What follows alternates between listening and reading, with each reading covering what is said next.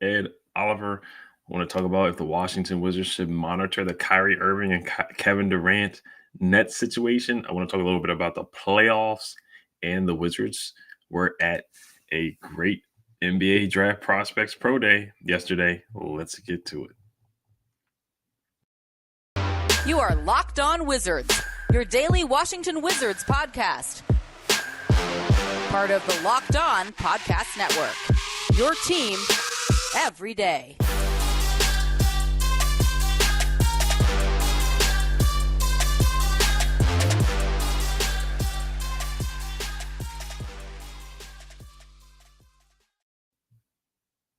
Just want to thank you guys for making Locked On Wizards your first listen every day. We are free and available wherever you get podcasts. So I want to open up with the NBA playoffs. You know, the real reason I want to talk about it is because a lot of former Wizards are playing. We're playing last night with the Mavericks and Golden State. Otto Porter didn't play, but, he's on the Warriors, and he's been a really good role player for them. He's fitting very well with that team. Gary Payton II has been a great defensive role player for them as well, but he's injured, hasn't been able to play. And, of course, with the Mavericks, we'll always, go back to the trade with Porzingis for Davis Bertans and Spencer Dinwiddie. And I was listening to some things that Charles Barkley said about that Mavericks team. He said that their playoff run was a fluke. He compared it to the Suns' run last year when a lot of teams were injured, like the Lakers were injured. Kawhi Leonard had a torn ACL.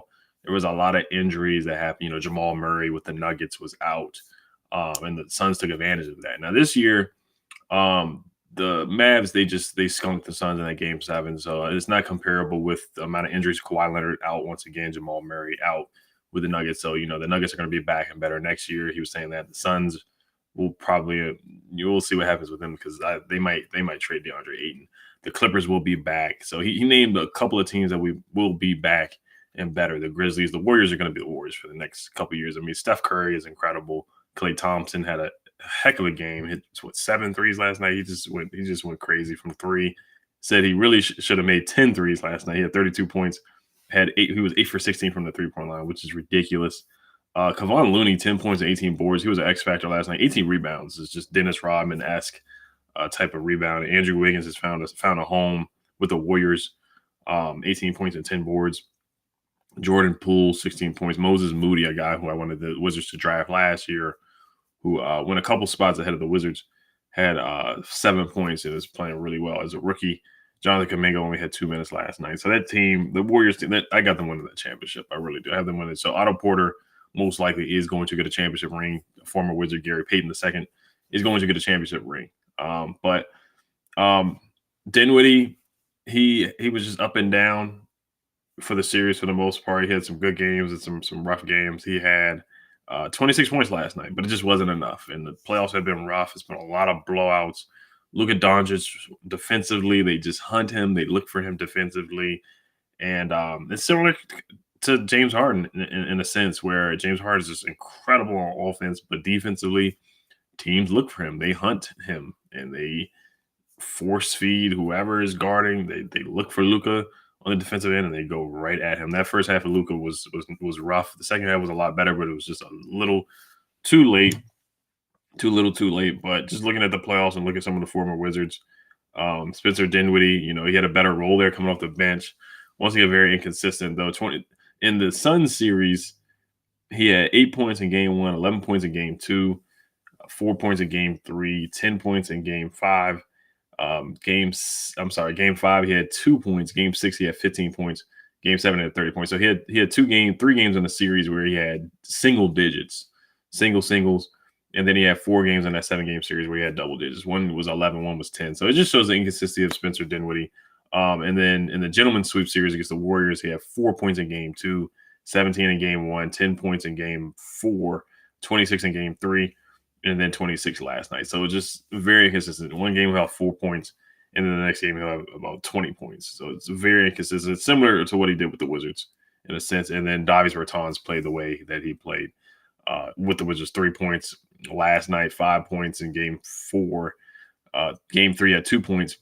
Game 2, he had 6 points, and then Game 1, he had 0 points. So just wanted to touch on the playoffs a little bit because I usually forget. I say I'm going to talk about the playoffs, and then at the end, I usually forget. But the Heat and Celtics play Game 6. And I know it's Memorial Day weekend, so I hope everybody enjoys their weekend. I have the Celtics winning Game 6, beating the Heat in Boston. So it's going to be Warriors Celtics. If you want to go to Bet Online, I'm picking the Warriors to win in 6. I'm going to say it goes to 6. It could go to 7. I wouldn't be surprised about that. But this is going to be a good series. I do think there's going to be some closer games. I don't think every game is going to be a blowout. These teams are just very, very talented. Jason Tatum and Jaylen Brown are just playing very well together. Ime Udoka is a good coach. He's gotten better throughout the season. They were 23 and 25 at one point, and they weathered the storm, something that the Wizards couldn't do. The Wizards had a huge storm, and they weren't able to weather it with a lot of personalities and chemistry issues and locker room issues. Marcus Smart said some things to Jason Tatum and Jaylen Brown that they got to move the ball and pass the ball, and they responded well to that, and they improved. And Marcus Smart became their point guard, and they gelled together as a team. So they're going to be in the finals with a first-year head coach going up against the Golden State Warriors, who are just a well-oiled machine. Steph Curry, 3-time champion. Klay Thompson, 3-time champion. Draymond Green, 3-time champion. It's going to be a fun series to watch. But like I said before, and then also an interesting nugget. This is why I wanted to talk about the series as well. Charles Barkley, last night in the post-game show on Inside the NBA, he brought up a good point, too, that could correlate to the Washington Wizards as well. And it was funny, not funny. There were fans throwing trash at Charles. Charles got up and was about to throw something back at the fans. I wrote down in my notes while watching the post-game show. He said, talking about Jalen Brunson, he said that is the team going about, he said they should do a sign and trade with Jalen Brunson. And the Wizards, he didn't say the Wizards should get in on it, but I think the Wizards should target Jalen Brunson at the point guard position. Jalen Brunson's he's projected to make about $18 to $20 million, similar to what Spencer Dinwiddie got last year from the Wizards. But he said, is the team going to be stuck, or are they going to be a contender if they give guys, a contract, a good amount of money? And that's the situation they are in with Jalen Brunson. He said they're going to stay stuck. He said that they should trade him. They should do a sign and trade to get multiple guys. Now, I feel like they should bring him back, but that correlates a little bit with the Wizards. Should the Wizards do a sign and trade with Bradley Beal and get multiple guys and start over? Or should they keep him and give him the money, and the Wizards could possibly stuck up where they are, maybe in that 10th, at best, 6th seed? So it stuck out to me. That comment by Charles stuck out to me a lot, because basically what he said is, are they going to be running in that circle or that treadmill? Are they going to be in that same spot they were this year?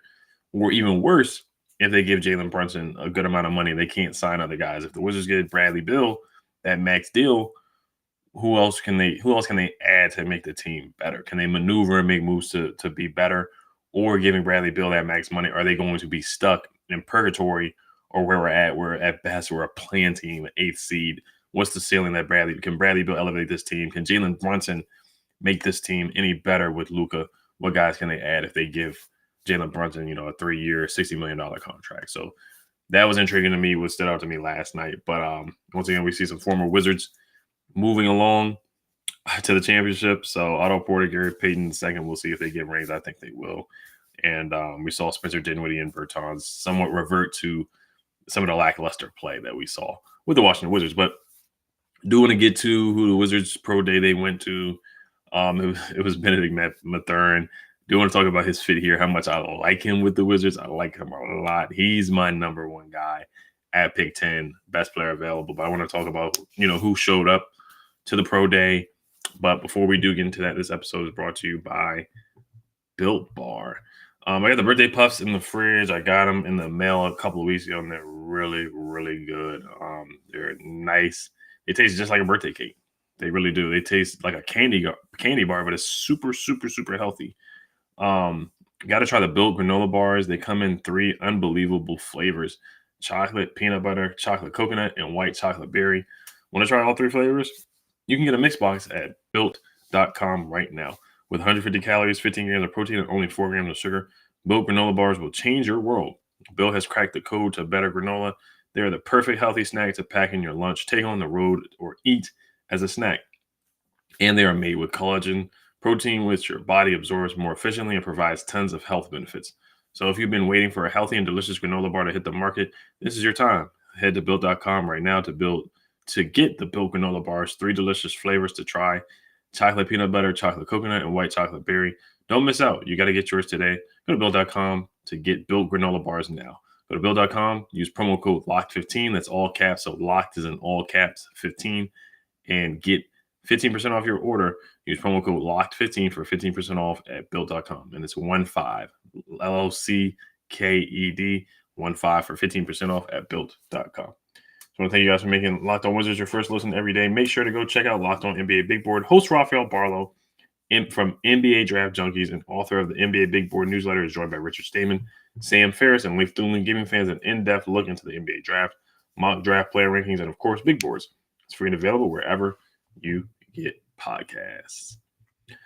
All right, so Tommy Sheppard and head coach Wes Unseld Jr. were at Bennedict Mathurin's pro day. Just to give you guys some context, if you don't know who Bennedict Mathurin is, he is 6'7", 195 pounds, averaged 17 points a game this past year, his sophomore season, 5.6 rebounds per game, which is really good for a small forward or shooting guard.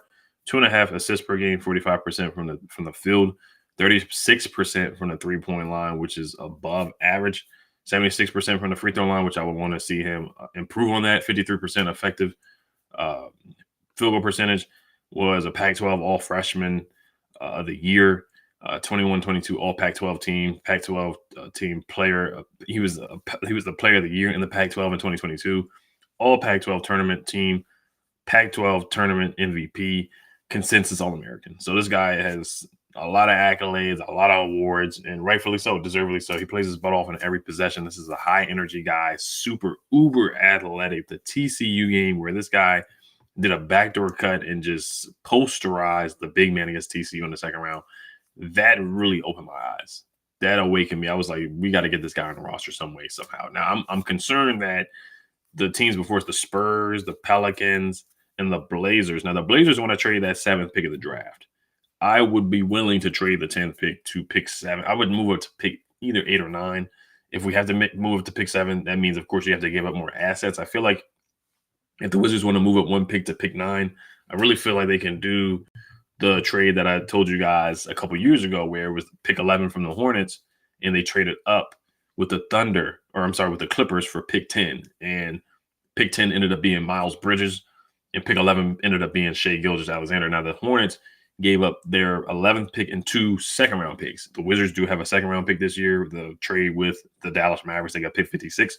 So I feel like the Wizards can give up pick 10, move up to pick 9 with the Spurs, and give up 2 first-round picks. I'm willing to do that for Bennedict Mathurin. That's how much of a believer I am in Bennedict Mathurin. I want to show some stats because drafting, you have to draft. If the Wizards are going to keep Bradley Beal, they need to draft players that fit with Bradley Beal. Drafting secondary ball handlers, secondary playmakers that can't shoot the 3. And I know we need defense. We need defense, and more defense. We were ranked 25th in defense efficiency. We were ranked 29th in three-point percentage. We were ranked bottom 5 in three-pointers attempted a game as well. So we need shooters. We need guys that can shoot and stretch the floor. So you can argue with me, will we need more shooters or defense? I would take guys that can do both, obviously. But guys that can shoot and stretch the floor, they translate to the NBA a lot easier, in my opinion, especially at the wing spot.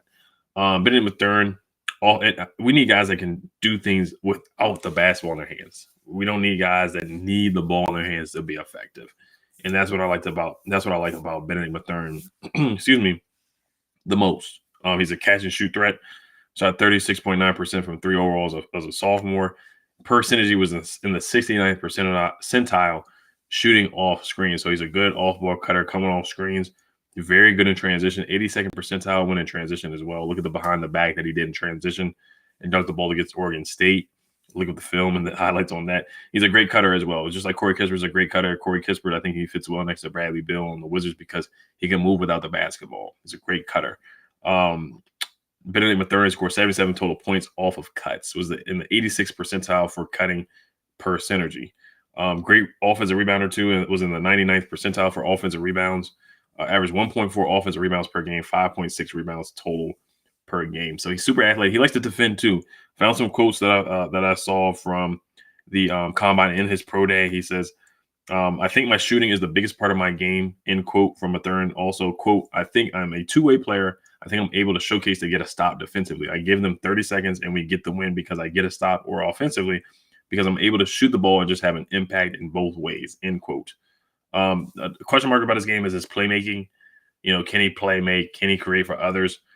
He touched on that as well. He says, quote, often teams have been asking me what are things I wanted to showcase, and playmaking was definitely one thing, end quote. Mathurin said, quote, I feel the USC game where he had 6 assists with only a single turnover, I think a lot of people started to notice I was able to pass the ball. We played in a different kind of system where we have guards already. One of my biggest strengths is to score the ball, so I just did what the team needed me to do in order for us to win, end quote. So they had Dalen Terry on the team.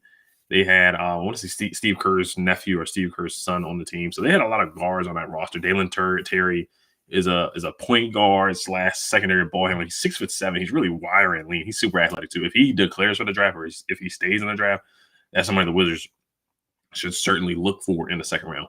But I would love Bennedict Mathurin if the Pelicans pass on him, or if they want to trade that 8th pick back to get pick 10 from us and 2 second-round picks, because the Pelicans did a really good job in drafting in the second round with Herb Jones. If they feel like they can get that luck, or they have confidence in their scouting department again to do that, then I think that would entice the Pelicans to move up to pick 8. And I think you really can get Bennedict Mathurin. Or even if you don't get him, AJ Griffin might drop, Keegan Murray might drop. Those guys, I'm not very high on Keegan Murray, but for that value of getting pick 8, I think he would come in and play well without the basketball. AJ Griffin would be elite without the basketball too. He's just an elite 3-point shooter. So I think moving up to pick 8 or pick 9 is attainable. Pick 7, you would probably have to attach a player to it, because the Blazers are looking for veteran help.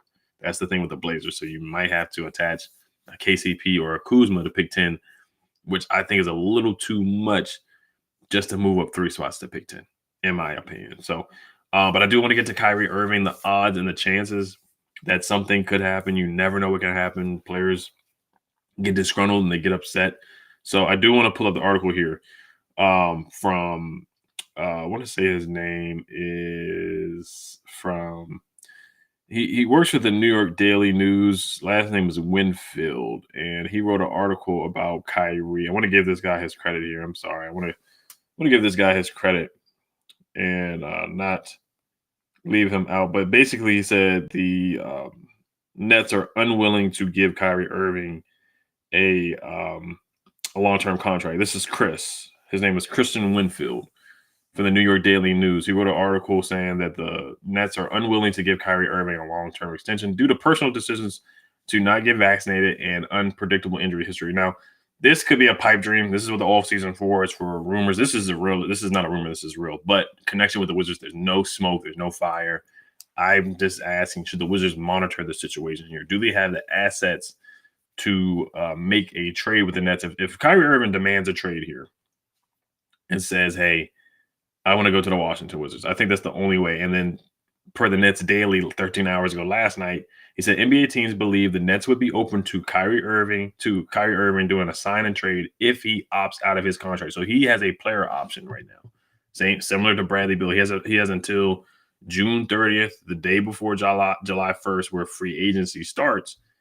That's when Kyrie Irving has to make that decision whether he's going to opt in for $36 million for the next year, the 2023 NBA season, or he can opt out and become an unrestricted free agent now. And then he can have the option to do a sign and trade. Like last year when we acquired Spencer Dinwiddie, he could opt out of his contract, do a sign and trade. Now he's eligible to get a max deal similar to Bradley Beal as well. He can get a 5-year deal, but nobody wants to commit to Kyrie in a long-term extension. Nike just dropped him. He missed many games due to the vaccine. There were times where he was AWOL as well, where nobody knew where he was. Nobody, the GM didn't know he was. Sean Marks didn't know where he was. His teammates didn't know where he was. There were times where he didn't know where he was. And here's a quote from Sean Marks as well.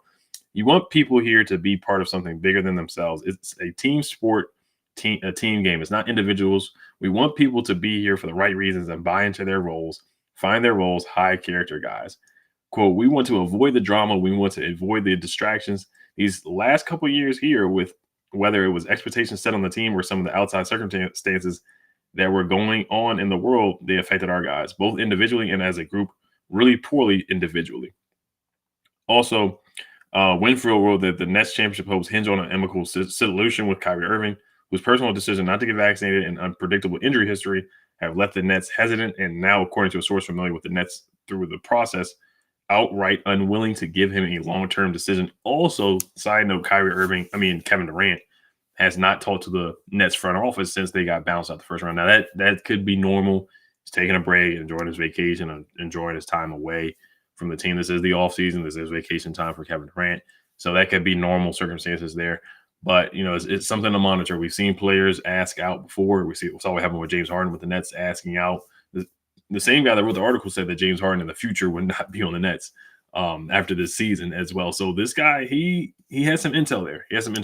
So should the Wizards monitor the situation? Absolutely. They should absolutely monitor the situation. Do they have a real snowball chance of acquiring Kyrie or acquiring Kevin Durant? And, of course, there's red flags with Kyrie because, we've seen him miss games due to personal reasons. We've seen him be AWOL and not talk to the team or anything like that. We saw what happened with the Cavaliers, where he talked about on a podcast where he thought if he was mature, if he was mature like he is now, then things would have worked out in Cleveland with LeBron James. So there's a lot of red flags with Kyrie Irving. Kyrie Irving is an incredible player, multiple-time All-Star, NBA champion, can just make a guy miss in a phone booth with his handles, has arguably the best handles in the NBA. His uncle, his godfather is Rod Strickland, former Washington Bullet, former Washington Wizard. So I see where he gets that incredible finish. He's the best finisher below the rim at 6'1", just ridiculous. He's a 50-40-90 guy. 50-40-90 guy, averaged 27 points per game this past year. So I think Kyrie Irving would be a good fit next to Bradley Beal and Porzingis if they're able to keep Porzingis. Let's say hypothetically there's a sign and trade or something like that happens where Kyrie Irving is just done with the Nets. The Nets are done with him. He wants to force his way out and doesn't not want to return. I would monitor the situation. I really would. I don't think the Wizards necessarily have the assets. They would have to add a lot of first-round picks. I know our 2023 first-round pick is tied up with protections with the Oklahoma City Thunder with that trade with the Rockets. So there's complications with that. But the Wizards, they most likely have to do multiple first-round picks, multiple future first-round picks, possibly Kuzma, Rui, Denny, a bunch of guys to package up for Kyrie Irving. And I think a Kyrie Irving, Bradley Beal, Porzingis trio, that's a big three in my opinion. Now the ceiling of that team is probably 6th or 5th seed as well. Injuries are concerned. Will Kyrie be there? That's the question mark. Do you want to give him a long-term extension as well? Will he be happy in DC? But like I said, the hypothetical would be that Kyrie would be happy. He would want to come to DC. He would pick that destination. Now, like I said, this is a pipe dream, but it's something to monitor there. Kevin Durant, how happy is he with the Nets? And Ben Simmons is still there, but they've had 2 disappointing seasons in a row where they have guys where Ben Simmons was expected to play, but that back injury, he said he was going to play, and then he ended up not playing in that game 4. So they have some guys there. They have some question marks there. Are they reliable? Are they going to be healthy? Are they just going to be there mentally on the court as well? That's the question you have to ask for Kyrie too. Only way I would even consider it is if Kyrie really, really wants to come to the Wizards, but you would have 2 or 3 bona fide all-star players if they play up to their expectations of potential and stay healthy with Kyrie, Bradley Beal, and Kristaps Porzingis. And I say this, if they're going to keep Bradley Beal, they need to get a player just as good as him or better than him. And Kyrie would be the perfect point guard to come into DC. If they're serious about winning a championship and building around Bradley Beal, that's the move. You got to take some swings here. You have to take some swings if you're going to build around Bradley Beal and pay him that max deal. You got to bring in talent. The Wizards need talent. They just need an upgrade of that talent position. I think Kyrie would fit that and come in here and help the Wizards. Like I said, will they win a championship? Most likely not, but you just never know. You can go on a run in the playoffs, and it's about staying healthy. So it's just something to think about. Off-season talk, you know how rumors go, you know how hypotheticals go in the off-season. So we'll just see how things shake out. But I just want to thank you guys for listening and making Locked On Wizards your first listen every day. Now make your second listen Locked On NBA from the first jump ball of the play-in tournament to the last possession of the finals. Locked On experts take you deep inside the playoffs with insight and analysis affecting all 30 teams. I know it's a 3-day weekend. I just want to thank you guys for listening once again. Make sure you guys subscribe on YouTube and hit the notification bell. Also, you guys enjoy your Memorial Day weekend. Be safe. I know it's a 3-day weekend, so I just want you guys to enjoy yourselves and have a good weekend. Hell to the Wizards. Peace. Oh, also, Shannon Sharp said this too. I was watching Undisputed, and he suggested if Kyrie is disgruntled maybe a year from now and Bradley Beal signs a deal with us and is disgruntled and is not happy with the situation, then they could do a sign and trade. But I would not like that at all. But all right, you guys, have a good weekend. Hell to